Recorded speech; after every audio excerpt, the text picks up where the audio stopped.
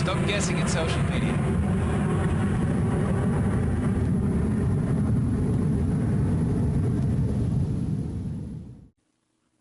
Now I want to introduce you to our tool. This is just to show you what it would look like, if you were trying to collect this information.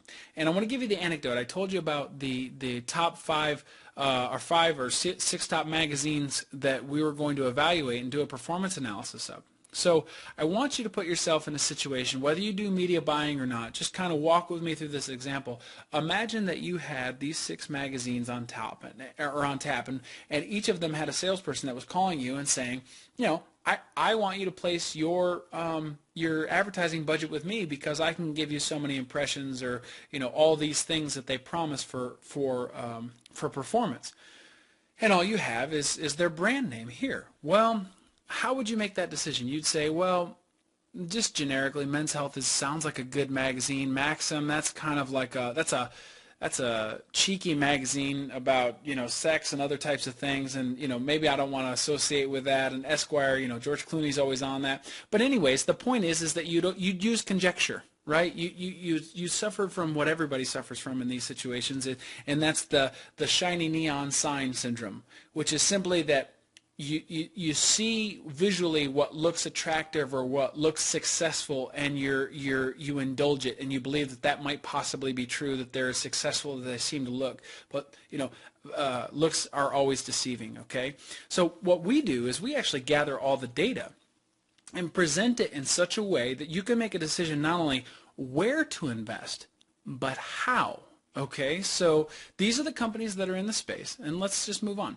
So from a brand efficacy standpoint, and in the tool you'd actually be able to see that this sphere at the very top left-hand side of search engine mentions was, I think it's GQ magazine. I could be wrong about that.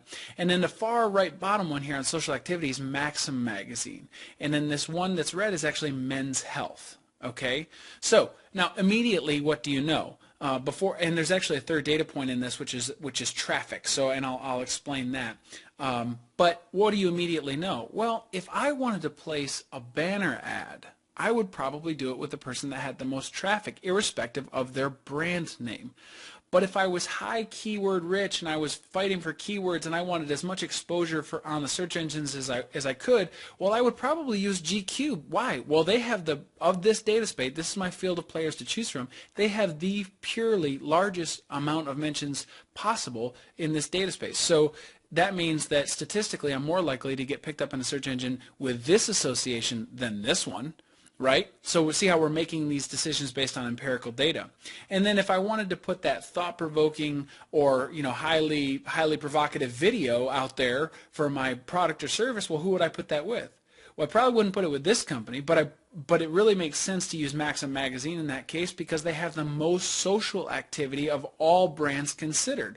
Now, you would have to decide whether your demographic and the context all makes sense, but that's not the point. We assume the context did make sense because these are the competitors, this is the field of players that we're evaluating, okay?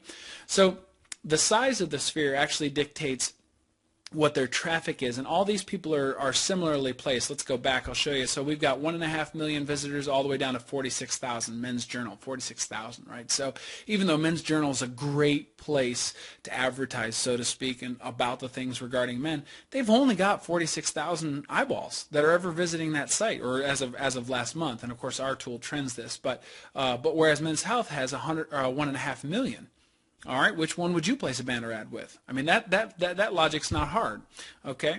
So that's how that works. And then we also track a couple of other things that I think are useful. The trends. This report's only been running a week, but it actually trends the target focus of Twitter followers, Facebook likes, LinkedIn followers, and YouTube video views.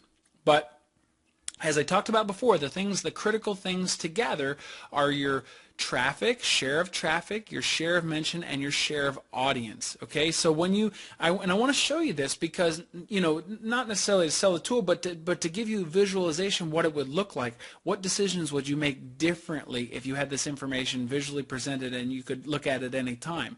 Well, you'd instantly see that Men's Health, very strong from a traffic perspective, okay? Esquire magazine is very strong from a mentions perspective, so they must have been the one that was in the top left corner.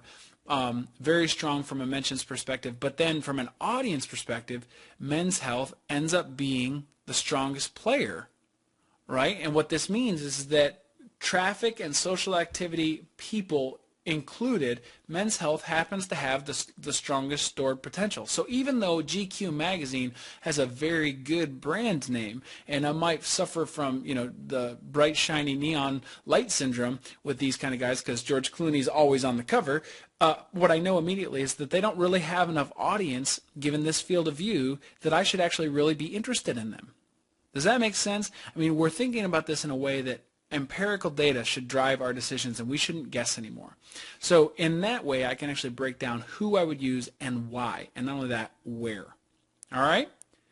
What questions do we have? I know I covered a lot of information, but hopefully I was useful and you guys can watch this back. Hopefully I built you a system that you guys can really dig in and tear at your social marketing programs. But I know there's some questions out there. I'd like to see if we can answer them so with the remaining time we have.